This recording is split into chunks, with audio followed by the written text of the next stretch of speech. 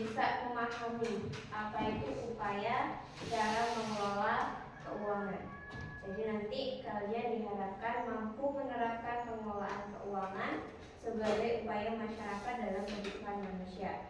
Pada hari ini kita akan mempelajari tentang pengelolaan keuangan keluarga. Jadi silakan pada anak-anak untuk menyiapkan alat tulisnya terlebih dahulu.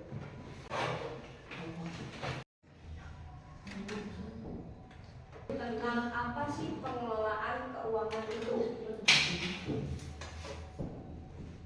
Pengelolaan keuangan adalah cara kita merencanakan, mengorganisasikan, kemudian mengendalikan keuangan untuk kegiatan konsumsi dan tabungan.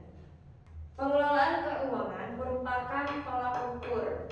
Jadi yang penting karena cukup tidaknya pendapatan keluarga untuk memenuhi kebutuhan tertentu pada keuangan keluarga. Dengan melakukan pengelolaan keuangan, kita dapat mempelajari cara pengambilan keputusan berdasarkan skala prioritas. Sekarang ibu tanya, skala prioritas ada yang bang?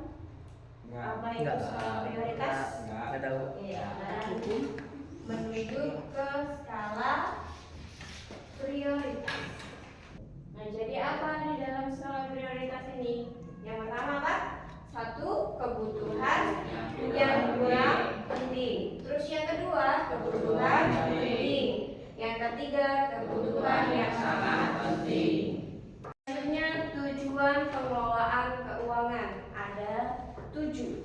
Yang pertama, meminimalisir pengeluaran dana yang tidak diinginkan pada masa datang. Kemudian yang kedua, mengalokasikan dana secara efektif dan efisien.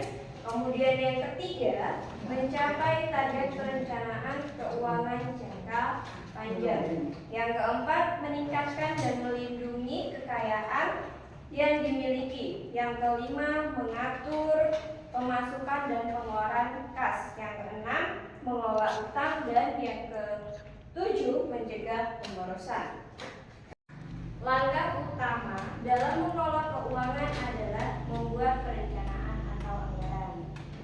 Perencanaan itu apa, Bu? Oke, perencanaan adalah proses dalam menetapkan tujuan, strategi untuk mencapai tujuan, serta langkah yang diperlukan agar tujuan tersebut dapat tercapai.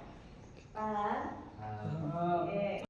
Dengan perencanaan yang baik, maka kita akan bisa menghasilkan kebebasan uang, terhindar dari kesulitan keuangan akibat hutang, dan berhasil mencapai tujuan hidup baik dalam jangka pendek, menengah, dan panjang.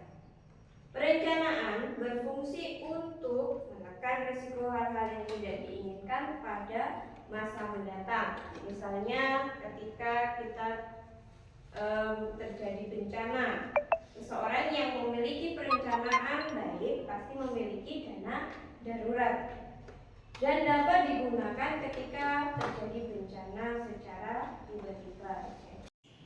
Yang pertama adalah menyusun tujuan keuangan, menyusun rencana pendapatan, menyusun rencana pengeluaran. Perlu diperhatikan beberapa hal, seperti yang pertama, membedakan kebutuhan dan keinginan.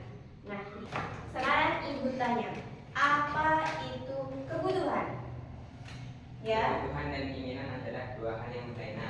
Kebutuhan adalah sesuatu yang harus dipenuhi, apabila tidak terpenuhi maka dapat mempengaruhi hingga akan mengganggu keberlangsungan hidup seseorang. Apa itu keinginan? Ya. Keinginan merupakan kebutuhan yang dipengaruhi oleh faktor lain seperti lingkungan, selera, pendapat, dan lainnya.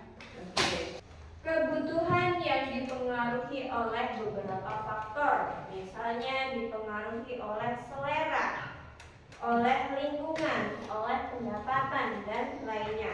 Lakukan penghematan pengeluaran. Selanjutnya adalah memilih prioritas pengeluaran. Selanjutnya melakukan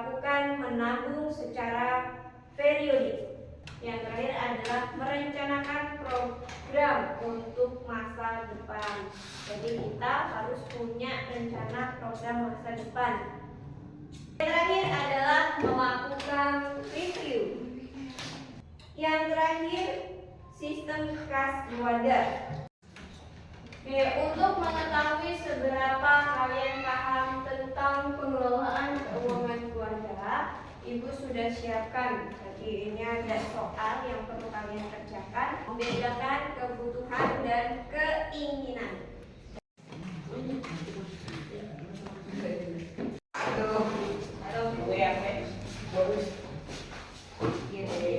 Ya, aku masih mikirin.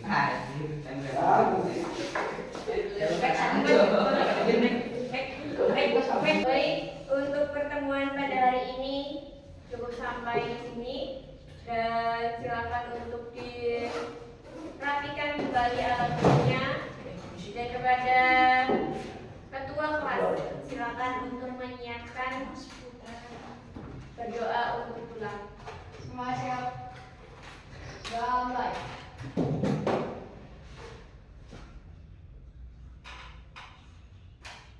Doa selesai.